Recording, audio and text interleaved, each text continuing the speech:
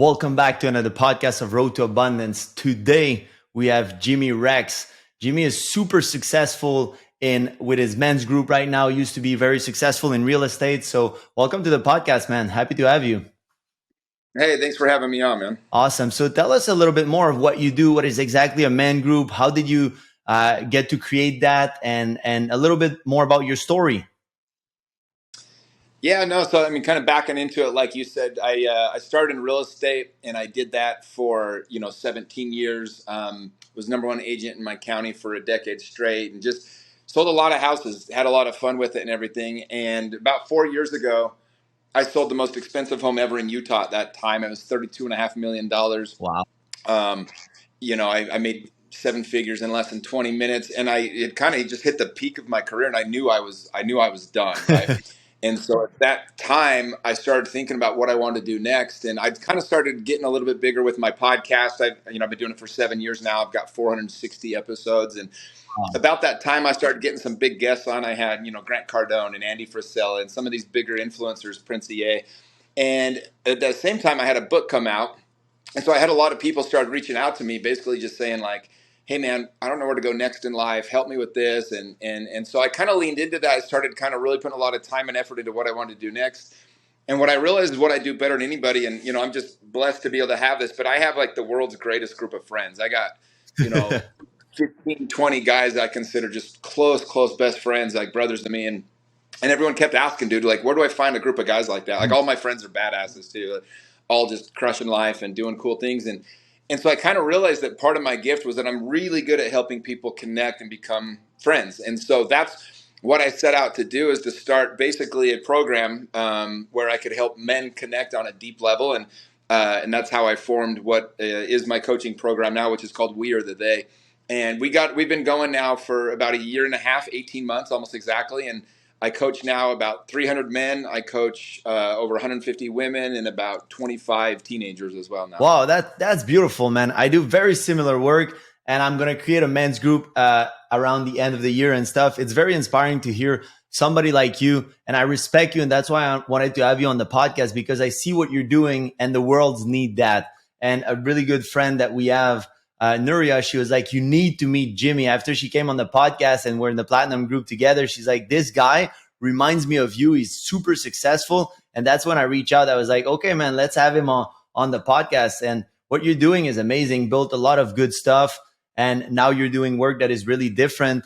So tell me a little bit more of the backstory, like where you come from and how did you become the person that was so successful first in real estate and now with that amazing company that you're building? Yeah, I mean, I think the first thing that really helped me out, when I got into real estate was in 2005. And my first 6 months, to be honest, I didn't know what I was doing. I was failing miserably. Like I think I sold 3 homes my first 6 months. I just didn't know what didn't know. And I was lucky enough to find the top mentor coach in the country at that time, a guy by the name of Mike Ferry. He's just a legend of a human.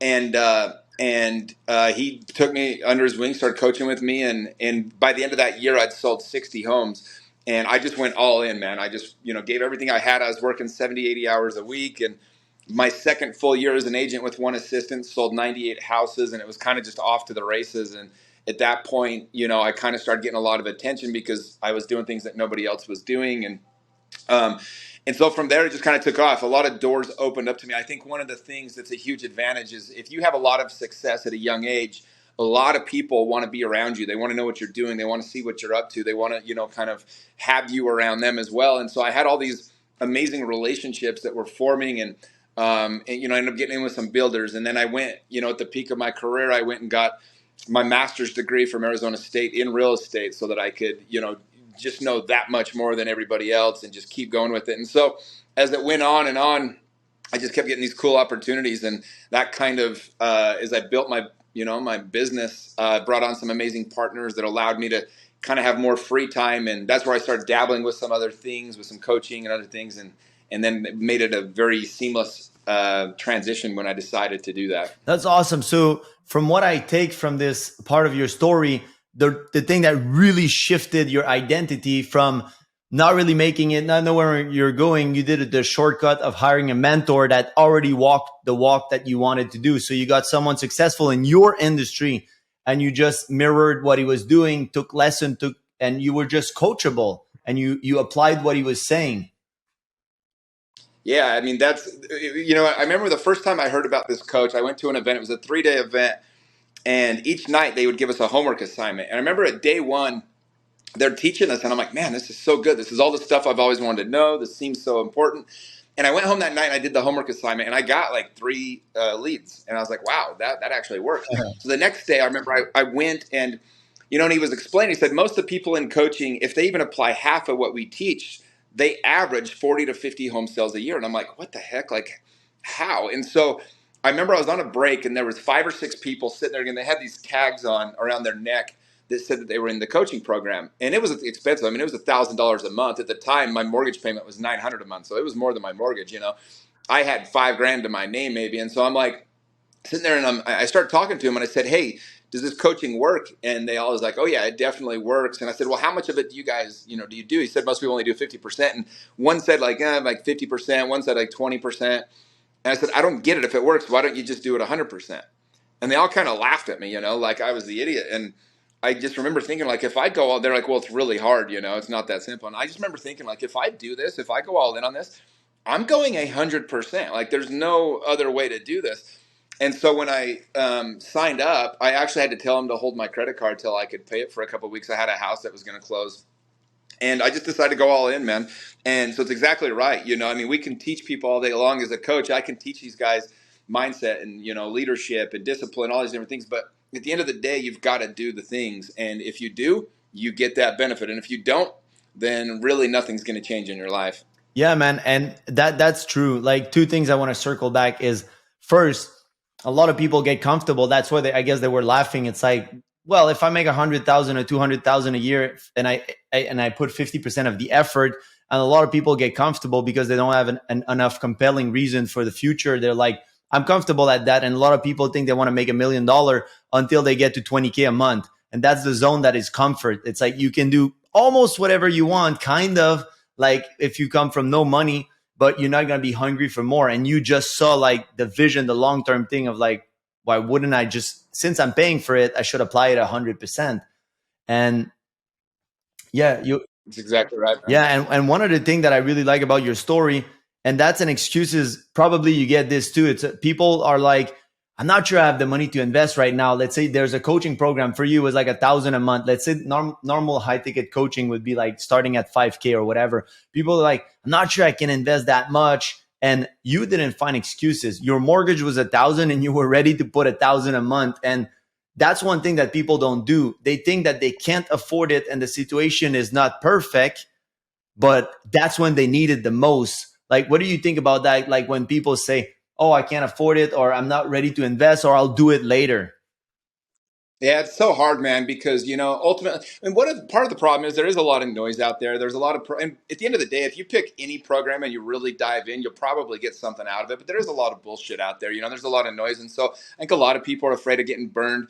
It's one of the reasons why I love my program is because we have 300 testimonials now. You can go on our page and see every one of these guys getting exactly what we promised out of it. But I think the problem that so many people have is, I don't think that they're afraid it won't work. I think they're afraid it will. Like, what does that mean to my life? Like, what does it look like? Because it just, a lot of people, they just want to coast through life, and they keep it simple and easy, and they don't really put that effort in to make those changes. But if, I think for most people, it's easier to just say, well, that's them, or, my circumstance is this or whatever. But when you dive all in, you kind of take away all of your own excuses. And so at that point, it's a little bit vulnerable, because if you fail then it's you, right? Like if you go into this program, it's working for everybody else, and you don't succeed, then you're the problem. And so I think there's a little bit of a fear that comes there. But I mean, it's, people think, well, this is like a test run or something, man. This is all we got. This is our life. And, I'm going all in on mine. And so that's what I encourage other people to do, because here's what I realized at a young age, which really helped me a lot. And this was one of the most life-changing things that I ever learned is when I was 21, I did a TV show, and it ended up becoming the highest rated show on the local channel here on Sundays. And it was a success by all means, but I lost a lot of money actually. And then I did a meat company, and it was crushing it. I had 15 employees. I had all these businesses. It was growing, but then my partner stole a bunch of money when we franchised it. and I ended up getting stuck with 120 grand debt and totally lost my ass. And then I got into the real estate game in 2005, and I was buying all these properties, and then the market collapsed, and I got stuck again with all this debt. But from the outside looking in, like if you were to break everything down, you'd be like, Jimmy, you're a complete failure. You failed at all these different things. But that's not what happened. The perception of all the people, or what was happening, is everybody was like, have you seen Jimmy Rex? Like, have you seen what he's doing? This guy just has no fear. He's just willing to put himself out there. So even though these things were a quote unquote failure, the gift that I got is I got to see that even though they didn't work monetarily, maybe, or they weren't, this brands that lasted forever, like everybody just admired that I was willing to go for it. And so I started falling in love with the idea of, the only failure is to not try. Yeah. The only failure is to not do anything. The only failure is to die with these dreams and things. That's what my whole book's about, is, taking the hero's journey. And like, people don't regret the things they try and fail Yeah. at. People regret the decisions they never made, the business they never started, the girl they never talked to.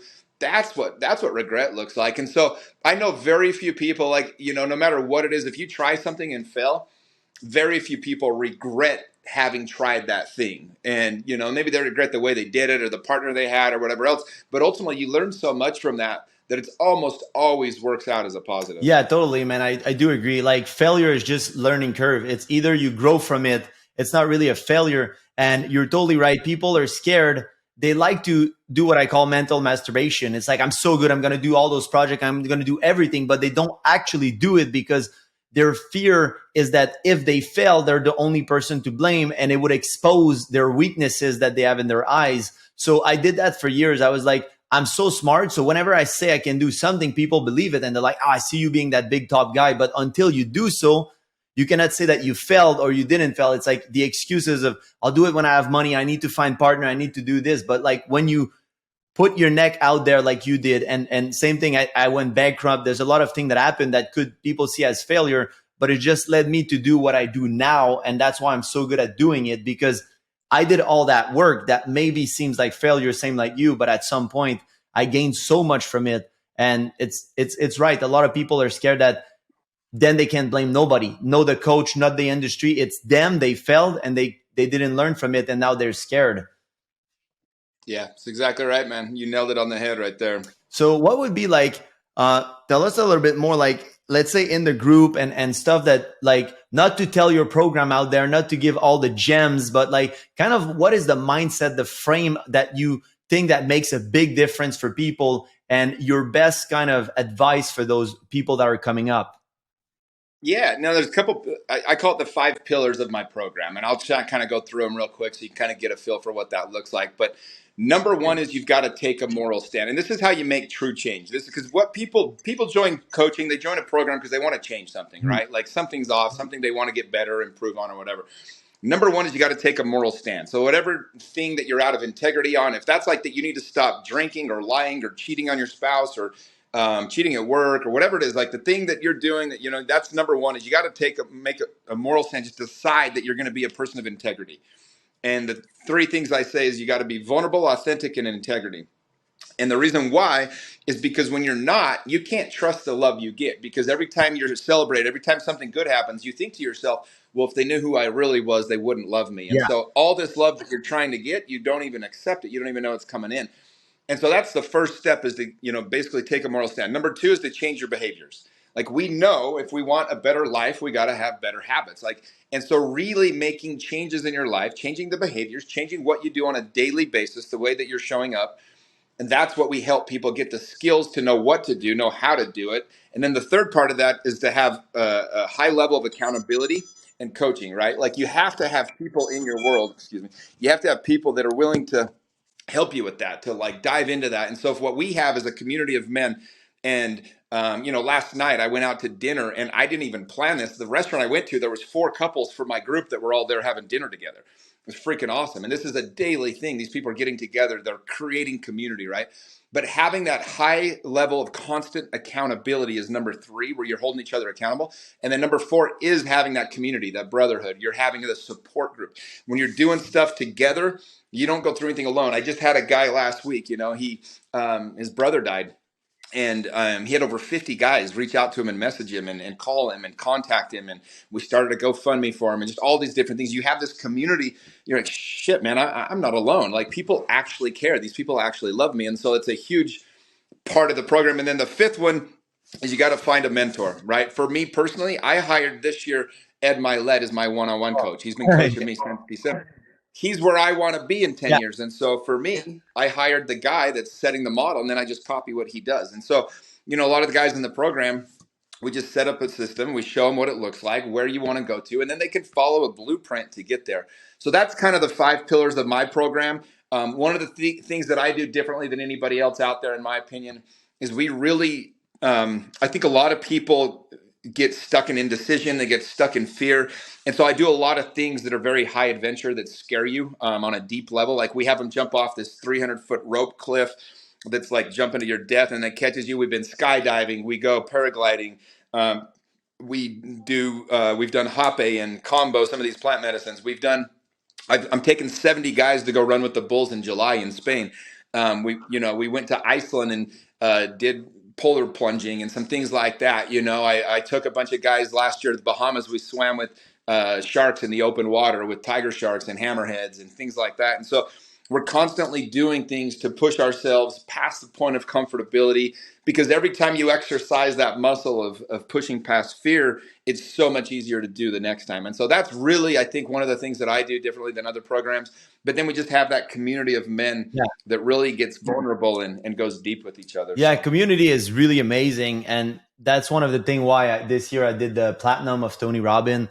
It's to get the community. And the reason I love, like, I do love to be mixed and have women and men. But the reason why I'm like you, I wanted to create a men's group at some point, it's because it's so powerful to be just with men at some point, and just it feels like you're an army together, like the back all day, and that you're doing thing. I went to an event that we were like 130 guys, and you're doing stuff and fire, and we're doing competition on horses to catch cow and whatever, like a lot of stuff that like that, skydiving, and it creates a bond, and then everybody want to get better and better, and it creates a healthy competition of like, oh shit, he's doing good, I better be on my shit because it's part of my brotherhood and I want to elevate myself. So I do really respect that. And to share a little bit of more practical tips with the audience, do you have like a specific routine, morning routine that you do, stuff like that through the years that you developed? It's interesting because my routine's changed a lot. When I was building my business, it was all about effort and work and grind and things like that. And now it's all quite a bit different. So, I always tell people the best system is the one you'll actually use. And so each person should have an individualized system. I do have a system now at 7 a.m. every day. One of my guys, that's when I wake up. Just before then, one of the guys will meet me at my door. We go for a 30 to 45-minute walk, get into nature, ground my feet in the grass a little bit. And then I come back, I do a stretching workout, I do some meditation, I read for a half an hour. I have a cold plunge, we do that. And then I walk on my Peloton. I do 30 minutes, 10% incline, usually 3 miles an hour. And it's just a really good fat burning thing. So I do all that, but it's not like I'm super strict either. Like, that's what I try to get done every day. But at the end of the day, I think most people get too caught up in having this strict routine. For me, there's certain things I think you need to do every day. I do my affirmations. I do my gratitude. I do my journaling. I read. Those are things I think you've got to do every single day.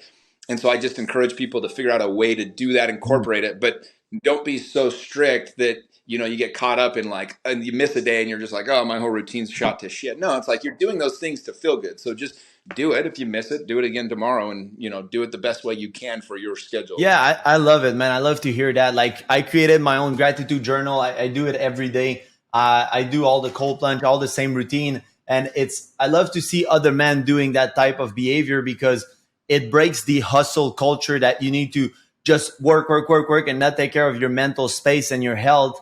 And a lot of men think it's not cool to do all those things, when actually that's the real goal. That's where get you in the mindset to do the best business. So I love it. What's the best habit, either for time management or business habit, that you integrated in the last year or 2 years that made tremendous change for you? These daily walks, man. That's leaving my phone down, and if I don't have one of the guys to meet me that day, I go do it myself. But that's by far the game changer. For me, I just worked so hard. My mind's always full of ideas and thoughts. Like I have no problem being motivated to work. Like my problem's the opposite, is slowing down and taking that time for me. And so, just really trying not to fill up my schedule with stuff just for the sake of filling it up. Taking time to just sit 2 or 3 times a week now. I'll go into nature for 2 hours at a time and just sit there. I have a relationship coach that has been encouraging me to do that, and that's been super helpful as well. And so for me, that's really been the biggest changes in me over the last few years, just taking a lot more time to me. And it feels uncomfortable. I feel like I'm letting people down. I feel like I should be working harder. I feel like I should be connecting with people. I feel like I should be making sure everyone's okay. And ultimately, just pulling that back and really just being grounded in myself has been, and it's been really fun to do, and made a huge difference for me. Yeah, because you come back way well rested and your ideas are clear. Your mind is as pure clarity after you do it in nature. So you're super grounded. And it's like 2 hour of kind of meditation, or you close your eyes, like, or you just connect with nature and just go let your thoughts go. Yeah, just not have my phone with me and just literally sit there. I have to fight off the boredom. I have to fight off the urge to leave. I have to fight off the urge to go work.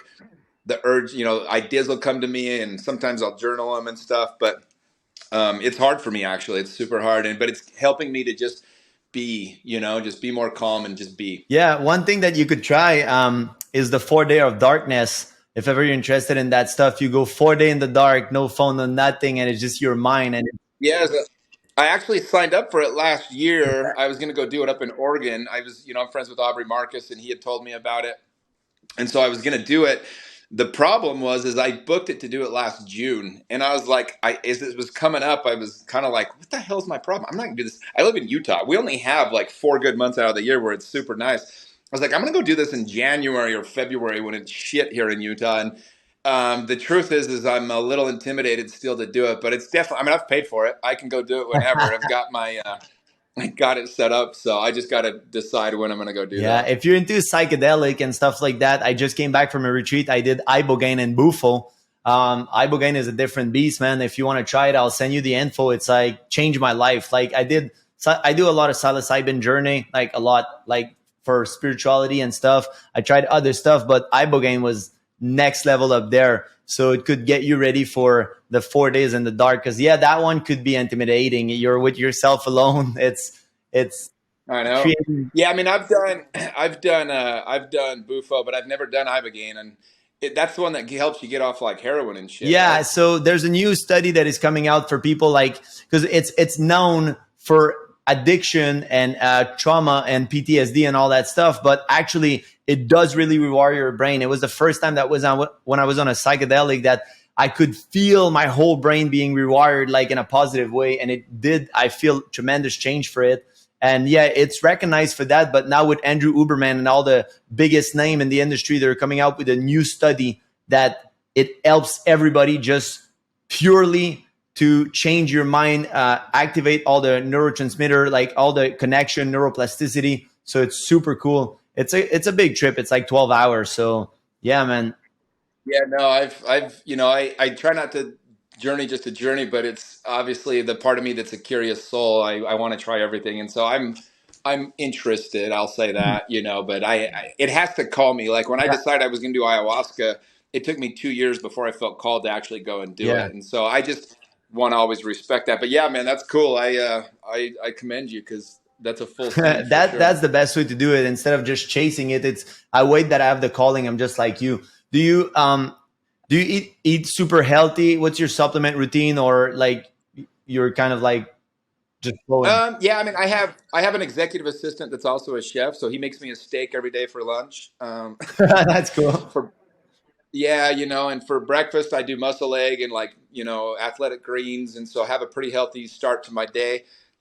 Usually, if it gets away from me, it's midday snacking, or if I go out to eat at a restaurant. Like last night, went out and I had steak again, but I had some of the chips and salsa and had some of the dessert and things like that. But I try to play red light, green light. There's a level of fitness and health that I still haven't gotten to, but about 90% of the time I'm pretty healthy, and I feel good, look good, and That other 10% will come with time, but I also just love food. I love to be out. I love to be social. I love to connect. And so at this point, I don't have anything crazy that, you don't hear every day with different influencers, but I just, pay attention to my body. If I'm feeling good, I mean, I have good energy. I feel great today. I woke up and did my cold plunge and, got myself in the right state of mind. But so I just kind of listen to myself. I purposely don't have any snacks in my house, none, because I'll eat them.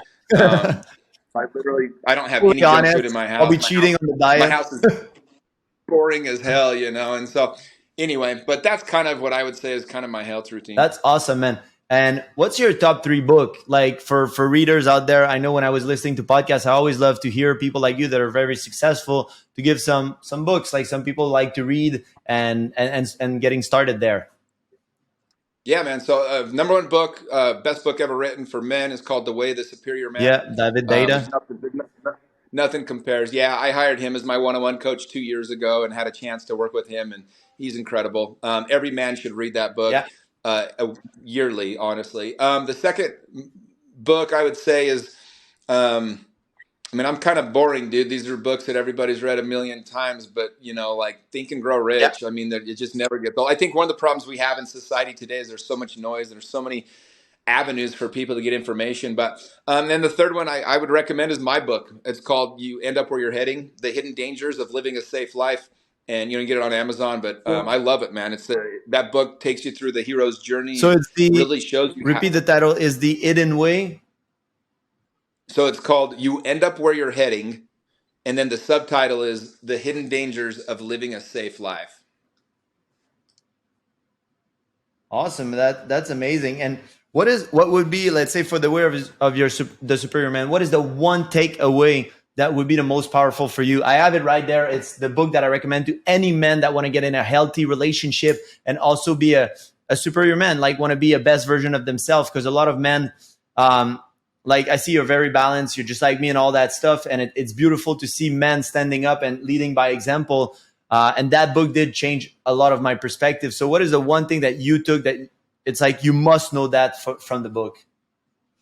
Yeah, I think the number one thing that I take away from, I mean, there's so many, but one of them is, as men, we tend to think like once this happens, then life will be easy, right? Like once I'm out of school, once I have my degree, once I have the job I want, once I'm married. And the truth is it never gets easier because whatever level you get to, there's always another one because you have to keep growing and to be fulfilled. And I think he explains it really well with women. Guys always want their woman to be easier, but the truth is it never will be. It's supposed to be that challenge because that's calling each other to another level and another level. And so quit wishing it was easier. It's just never going to be. It's not how it's supposed to be. And so it's never going to be easy. It's going to always be levels of the game. And the mistake that men think is to think it should be easier. Awesome. And for your book, give us the one takeaway that is your favorite. I know that must be a lot of gem in there, so people should read it for sure. But the one thing that is your favorite. Yeah, man, I think it's just, we are the hero of our own story. No one's coming to save you. We too often in life, people really the whole thing is people have these regrets. And, if I could say one thing about it is, in the book, we really do a good job of showing you like people don't regret at the end of their life the things they tried. Yeah. They don't regret the things they did. They regret the things they didn't do. And it really just takes you through that path of showing you why it's so important to live that way and the rewards that come on the other side of doing that. Awesome. And one question I have for you. Do you believe you can create your own reality, that you can manifest whatever you want? Like you believe in the law of attraction and that you're the only person to blame for not having the life that you want?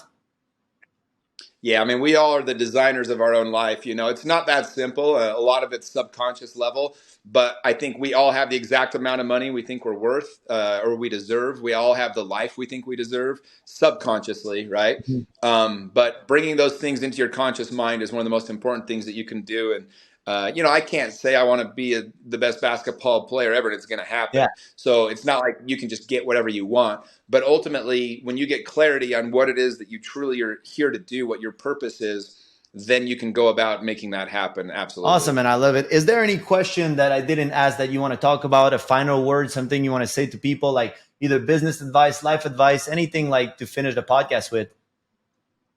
Yeah, man, I'll tell you one quick thing. You know, when I got my group together for the first time, we played this exercise where we all get in a circle and I read a series of 40 questions. And if it applies to you, you step in the circle. And the purpose of this game is we all think, men think they're all suffering alone, right? I mean, 1 in 6 men doesn't have a single close friend. 56% of men don't have more than one close friend. I mean, it's just most men are struggling to find community and to find those close relationships, and they think they're going through it alone, and they are, but they don't have to. And you know, I asked one of the questions I asked. I started out with like, if if you're one of your parents passed away, step in the circle. If you've been divorced, step in the circle. If you've ever been, abused physically or sexually, step in the circle. And it kind of just all these different questions. And one of them I ask is, if you feel alone often, please step in the circle. You have 50 guys in the circle, married, single, old, young, all in between, and 95% of the men will step into the circle. And so what I just tell guys is, look, dude, if you're out there and you're suffering alone, you don't have to. You're probably just off a little bit. Mhm. But if you've ever been hiking and you get off the path even a tiny bit, everything becomes a challenge. Everything's hurting you. It's screwing you up. It's cutting you Yeah. up. And if you just find that path and you find people that are over there, that community, everything's so much easier. You can look over at the same thing that was frustrating you, and all you see is the beauty of the trees and the bushes. And so I just encourage men everywhere. If this is calling to you, if this sounds like something you're interested in, hit me up. We're open right now in my group. Again, it's called We Are the They. WAPmovement.com is our website, and would love to bring you into our community and show you that there's a better way to do it. Awesome, man. I respect everything you do. Thank you for coming, sharing some knowledge with people. And guys, if you're interested in being coached with Jimmy, just reach out to him. I'll put his IG and all his info in the link of the podcast. And thanks for joining us, brother. I do appreciate your time. Mike, appreciate you, man. Have a great Guys, I'll day. see you in the end of the podcast. Thanks for listening.